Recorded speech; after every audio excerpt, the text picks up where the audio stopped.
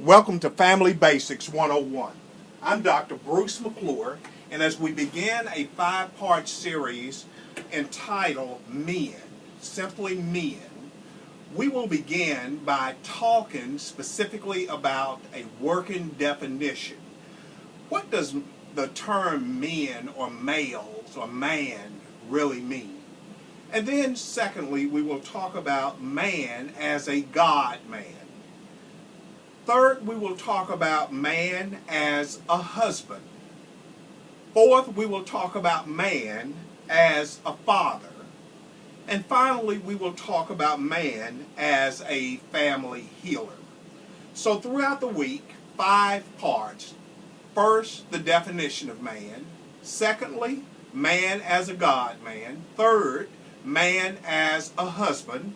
Fourth, man as a father. And finally, man as the family healer. Let's begin by giving a working definition that we will use throughout the series on man. There are really 4 terms that are utilized actively for man. First, Adam, A-D-A-M. It comes from a word or means ruddy or red, as a form of the soil that he was really constructed from. It's a generic term for the entirety of the human race.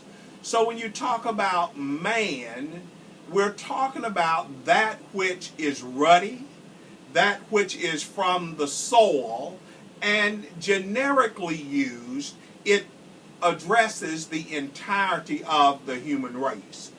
Adam is also from a Latin word, or we move a little bit later in time, and the Latin word for Adam is the word that we use for Homo sapiens, S-A-P-I-E-N-S. And it simply means man wise, or a wise man, or a knowing man.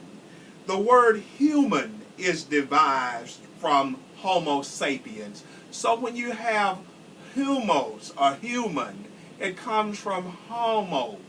And sapien is wise, a human wise, a human who is a knowing man. We also utilize a word a little bit later, a Greek word, anthros. We get the word anthropology, or the study of man, from that Greek word, but it is still moving from Adam. We're talking about that which is ruddy, that which is red, generically. We're talking about a Homo sapien, where we get our word human, a person, a man that is a wise, knowing man. And we get the word anthros, where we learn from anthropology, the study of man, but we're talking about the first usage of the word. Secondly, there is a word ish, I-S-H. It defines the male as the husband, from the female gender, the wife, isha. But we're looking at the term ish, which is specified within the general term Adam, the male. Thirdly, we're looking at a term geber, G-E-B-E-R. It's from the word gabar. It equals strength or strong. We're talking about that male, that man who is the strength, the strong person. And then there is a 4th usage for man, that is methem, M-E-T-H-E-M. It's the plural form of man. And whenever that word is used, it is always pointing to the masculine male, not the female isha. Now, with that being taught in terms of just the 4 definitive words for man, let's give a working definition of the Homo sapien, of that human that is wise. What makes that wise human, that strong human, that male human unique? The uniqueness of Adam is found in his ability. And I'm going to give you at least 5 unique abilities of Adam. Adam has the uniqueness of having the ability of higher reasoning. He also has the ability of higher mental capacity. Adam has the ability for a higher language. Adam also has the higher ability of problem solving. Adam also has an ability of a higher ability to be introspective about matters. Adam has the ability in a higher level for higher level thinking. And 7th, Adam has the ability for a higher level of self-awareness. So when we look at Adam, the ruddy red made of the soil, when we look at Adam as the Homo sapien, or that wise man, or the knowing man, we must also understand that there are some things that set man apart.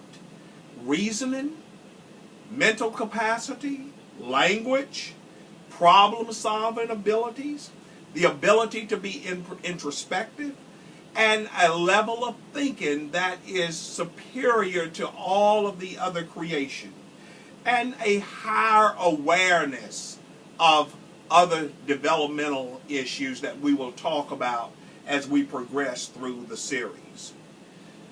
I want you to look at Genesis chapter 2, verse number 7, and Ecclesiastes chapter 12, verse number 7.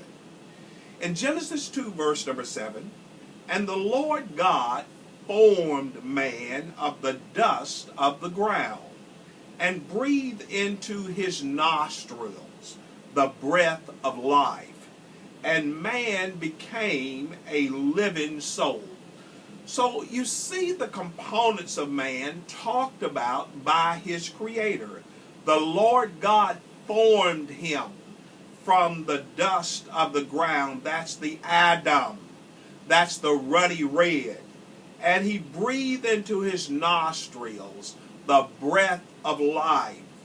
And man became a living soul. So he breathes into him to animate him, to activate him. And he became a living soul. He has a psyche inside of him.